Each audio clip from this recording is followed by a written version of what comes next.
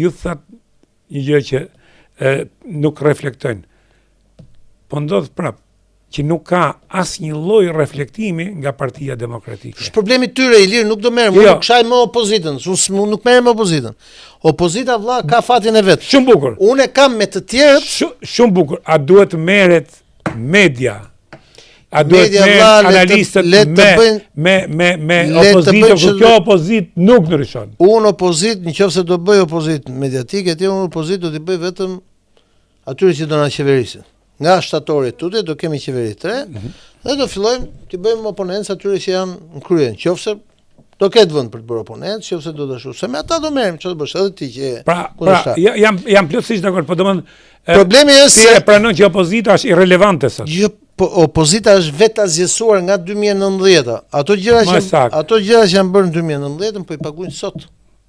Dhe akoma se kanë kuptuar duket që po i paguajnë. Ato gjëra që janë bërë në 2019 po i paguajnë. Se mënyra se reflektojnë tregon që se kanë kuptuar. Vetë azgjësimi, a do dalin këta në shesh, sa herë kanë ai samit Bashkimit Evropian Tiranë. Po është problemi tyre valla. Po. Dhe ja, ke plotësisht drejt. Nuk ja vlet humbësh kohë më me këtë opozitë. Nuk është problemi tyre, është problemi sjelljes tyre. Nëse ata se kanë kuptuar që kjo rrugë i ka çuar në vetë azgjësim dhe aty do shkojnë. Kujtohet kur është burgosur Fatosnano, Partia Socialiste konsiderohej pasardhës e Partisë Komuniste dhe ishin të izoluar në gjithë botën.